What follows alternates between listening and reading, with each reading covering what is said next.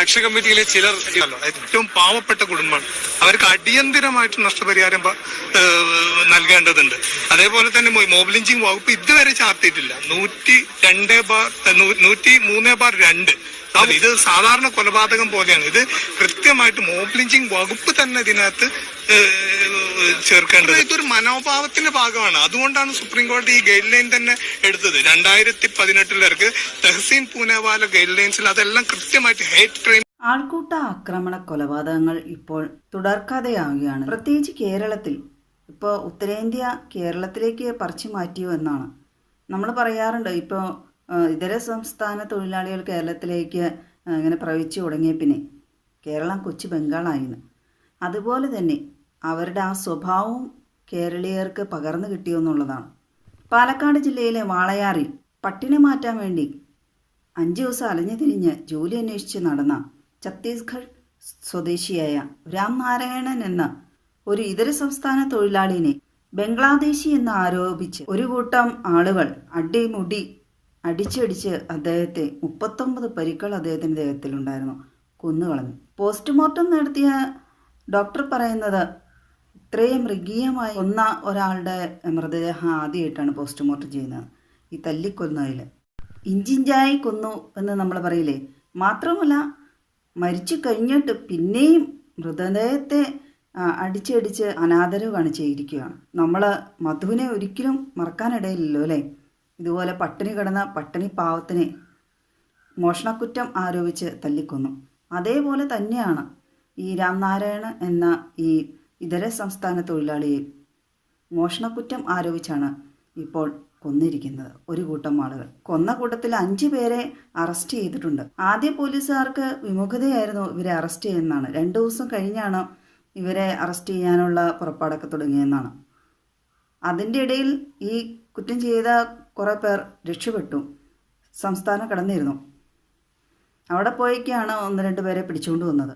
അതിൽ 2 പ്രതികൾ നേരത്തെ 2 പേരെ വെട്ടിയ കേസിൽ പ്രതികളാണ്. അവരെ ജാമ്യത്തിൽ ഇറങ്ങിയിട്ടാണ് ഈ കുറ്റകൃത്യം ചെയ്തിരിക്കുന്നത്. ഈ ആൾക്കൂട്ട കൊലപാതകം ആവർത്തിക്കാതിരിക്കാൻ തക്ക ശിക്ഷ തന്നെ ഇത് ചെയ്ത ആളുകൾക്ക് ലഭിക്കണം. രാംനാരായണനെ തല്ലുന്ന വീഡിയോ ദൃശ്യങ്ങൾ പലരും ഫോണിൽ പകർത്തിയിരുന്നു. ഒരു ദൃശ്യം 22 മിനിറ്റ് ദൈർഘ്യമുള്ള അത് ലഭിച്ചിട്ടുണ്ട്. ഈ സമൂഹ മാധ്യമങ്ങളിലും വാർത്തകളിലും ഒക്കെ കണ്ടു. പക്ഷേ ആ പലരും ഫോണൊക്കെ നശിപ്പിച്ചു എന്നാണ് പറയുന്നത്, ആ വീഡിയോ ദൃശ്യം നശിക്കാനായിട്ട്. ഏതായാലും ഈ ദൃശ്യമെങ്കിലും കിട്ടിയല്ലോ. തല്ലിക്കൊന്നാണെന്നുള്ളതിന് ഒരു ചെറിയ തെളിവെങ്കിലും ലഭിച്ചുല്ലോ. ഏതായാലും സർക്കാർ അദ്ദേഹത്തിൻ്റെ കുടുംബത്തിന് 10 ലക്ഷം രൂപ പ്രഖ്യാപിക്കുകയും അദ്ദേഹത്തെ എയർ ലിഫ്റ്റിംഗ് വഴി തന്നെ അദ്ദേഹത്തിൻ്റെ ഡെഡ് ബോഡി കൊണ്ടുപോവുകയൊക്കെ ചെയ്തു, നാട്ടിലെത്തിച്ചു. ഛത്തീസ്ഗഡ് സ്വദേശിയാണ്.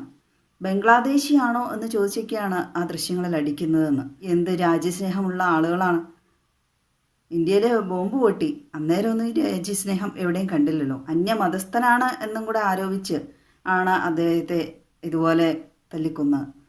പിന്നീടാണ് അറിയുന്ന അദ്ദേഹം SC വിഭാഗത്തിൽപ്പെട്ട ആളുമാണ്. SC വകുപ്പ് പ്രകാരമൊക്കെ കേസ് എടുക്കാവുന്നതായിരിക്കും. 8-10 വയസ്സുള്ള പിഞ്ചു മക്കളാണ് അദ്ദേഹത്തിനുള്ളത്. അദ്ദേഹത്തിൻ്റെ ഭാര്യയും അമ്മയാണ് കൂടെ ഉള്ളതെന്ന് തോന്നുന്നു. ബന്ധുക്കാരും എല്ലാം പ്രതിഷേധവുമായി വന്നിട്ടുണ്ടായിരുന്നു. ആദ്യം മൃതദേഹം സ്വീകരിക്കാൻ അവർ വിസമ്മതിച്ചു. കാരണം മൃതദേഹം അവർ നാട്ടിലേക്ക് കൊണ്ടുപോയിട്ടുണ്ടെങ്കിൽ ഈ കേസിനൊരു പ്രസക്തിയും ഇല്ലാതാവും, പിന്നെ കേസൊന്നും മുന്നോട്ട് പോകില്ല എന്നുള്ള വാദത്തിൽ ഉറച്ചു നിൽക്കുകയായിരുന്നു. ആ മനുഷ്യൻ എന്താണ് പറയാനുള്ളതെന്ന് പോലും കേൾക്കാതെ പേപ്പട്ടിയെ കൊല്ലുന്നതിനേക്കാൾ മൃഗീയമായാണ് വന്നിരിക്കുന്നത്. ആൾക്കൂട്ട ആക്രമണങ്ങൾ നടത്തുന്നവർക്കെതിരെ ഓരോ വ്യക്തിക്കും എതിരെ കേസ് എടുക്കും എന്നാണ് ഹൈക്കോടതി ഉത്തരവുള്ളത്.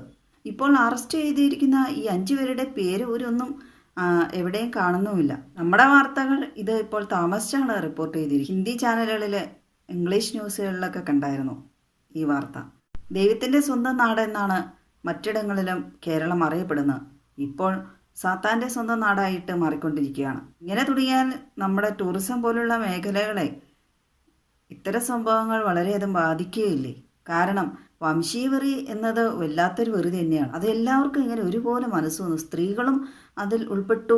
10-15 പേര് എന്നൊക്കെ പറയുമ്പോൾ തീവ്രവാദത്തിന് തുല്യമായ ഒരു ഭീകരതയായിട്ടാണ് എനിക്ക് തോന്നിയത്. രാംനാരായണന് വേണ്ടി ആക്ഷൻ കൗൺസിലൊക്കെ ആ നാട്ടിൽ രൂപീകരിച്ചിട്ടുണ്ട്.